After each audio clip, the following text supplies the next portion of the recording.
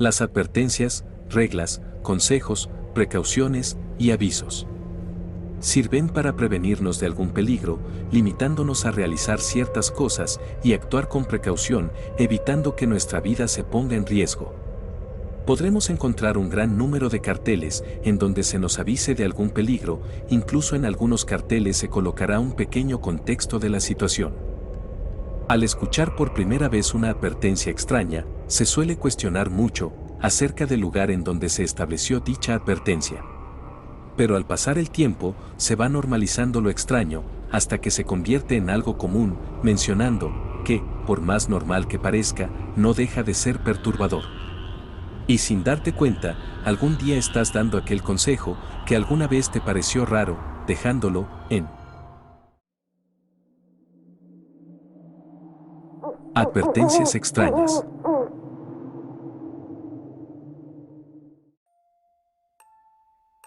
Mis abuelos siempre les decían a las personas que se iban a cruzar a los Estados Unidos, o iban a realizar caminatas largas, en donde se alejaran de la ciudad, así como en un bosque, o algo similar. Comentaba que si se llegaban a perder, jamás dijeran en voz alta, o siquiera decirlo en su voz normal, que estaban perdidos. Porque habían entidades malignas, que hacían que caminaras en círculos por horas. Cuando ya sentían que solo caminaban en círculos, mis abuelos decían que agarraran 2 palos, e hicieran como si estuvieran tocando un violín, y siguieran caminando hasta encontrar una carretera, o algún lugar seguro. A finales de los 90, tuve un trabajo que quizá varios recuerden. Mi trabajo fue llevar pedido de Estados Unidos a México. Llevaba cajas de cosas y las entregaba en la frontera, ya de ahí me regresaba, y así sucesivamente. Cuando recién comenzaba, mis compañeros me dijeron en un tono serio y misterioso que al rondar por las carreteras de Texas, tuviera mucho cuidado y solo manejara sin detenerme a mirar nada. Y sobre todo en las carreteras desérticas. Había ocasiones en las que se podían ver camionetas negras o blancas a lo lejos en el desierto. Solo estaban ahí, aparentemente solas, no se miraba que alguien estuviera cerca. Siempre se podía especular que eran agentes secretos y que estaban investigando cosas extrañas. Recuerdo perfectamente que en aquella época se rumoraba mucho acerca de los platillos voladores y que se llegaban a encontrar restos de supuestas naves, y también había quienes aseguraban que aquellas naves extraterrestres bajaban en el desierto, pues ahí tendrían lo que sería una base extraterrestre. En una visita a un pueblo llamado Huamealco, o no sé cómo sea su nombre correcto. Al llegar se podía ver muy hermoso su entorno, lleno de fauna y todo muy verde. Pero algo muy curioso era que en todos los cuartos de una casa tenían colgados pequeños saquitos blancos en la entrada de la puerta y unas líneas pintadas de blanco en las ventanas. Al llegar la noche, los dueños de la casa nos dijeron que cuando todos se fueran a dormir y que si nos llegaran a tocar la puerta o la ventana, no la abriéramos ni nos asomáramos. Por curiosidad preguntamos por qué.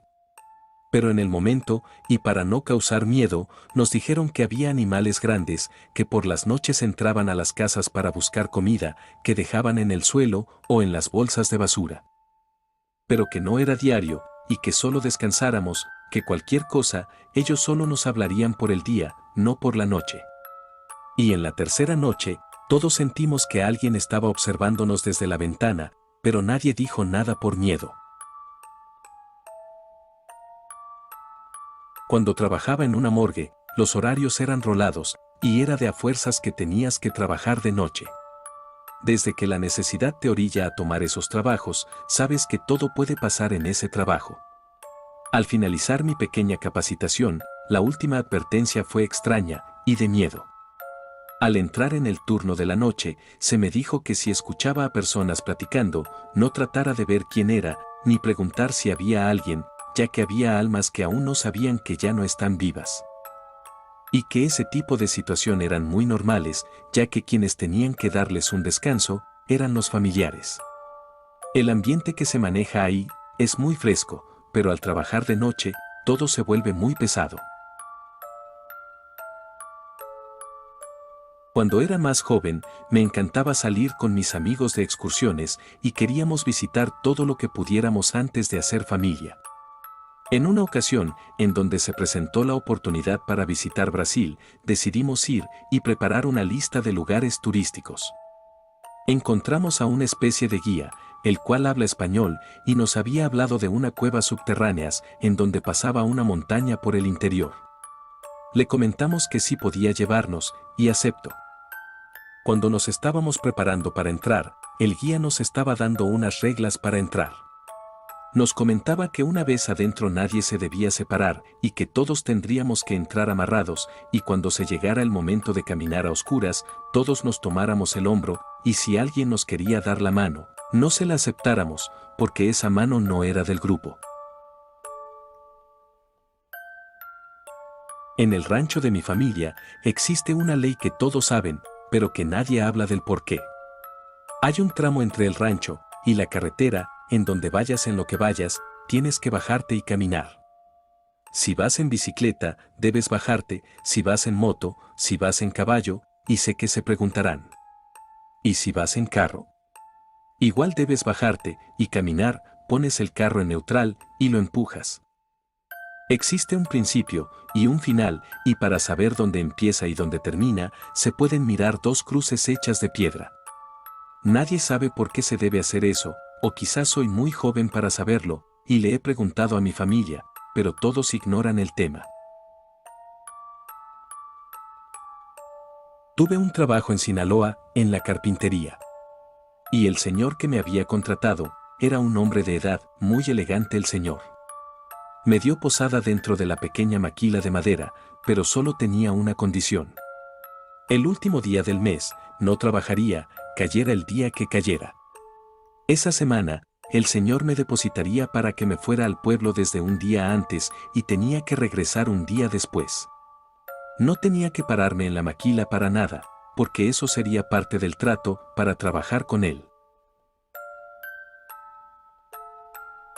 Mi papá cuenta que trabajando como trailero, le han dicho que después de las 12 de la noche, y en carreteras lejanas a la ciudad, no levante a ninguna persona, por más que se vean necesitadas, o esté lloviendo, no las levante, y que mejor llame a un policía. También en ciertas carreteras, dice que si lograra ver una multitud de personas, o tan solo una persona en medio de la carretera, que no frene. Pues en realidad son fantasmas, y lo que ellos quieren es desviar al trailero, y causar un accidente, para poder desvivir al trailero, y aquel fantasma pueda salir de esa condena de vagar en las carreteras, y aquel trailero tome su lugar. Hace 30 años, trabajaba en un bar que antes se llamaba La Esquina. Ahí duré trabajando como 9 años, hasta que cerraron el local, pues lo vendieron a un empresario. El dueño del bar casi no estaba atendiendo su negocio y solía salir muy seguido del país. Pero él se tomaba un momento para poder hablar con los trabajadores y era muy directo a la hora de decir lo que tenía que decir. Cada mes nos hacía una pequeña junta a los trabajadores y en cada junta recalcaba algo muy extraño. Nos decía: ¿si miran este arete que llevo puesto? Pues eso lo llevaré hasta que me muera, y si llegara al bar alguien igual a mí, no le firmen nada y no le acepten nada, y ustedes dos, que son los encargados del lugar, no lo dejen pasar a la oficina, por nada del mundo. Aparte del anillo, nos había dado más características únicas para poder distinguirlo. El señor tenía una energía muy pesada, y todos los trabajadores solo respondíamos si nos preguntaba algo. Lo único que podíamos especular entre nosotros es que tenía un hermano gemelo. Había demasiadas cosas extrañas en ese bar y llegaban clientes muy extraños, pero la verdad, lo que nos decía de no dejarlo pasar o firmar algo, era algo que nos hacía pensar en el porqué. Por mi casa había una mina abandonada, y por las noches, teníamos prohibido mirar para atrás. De hecho, había personas que en ocasiones pasaban, y al adelantarnos, nos decían: «Buenas noches». Pero nosotros no podíamos hablarles, ni voltear para atrás.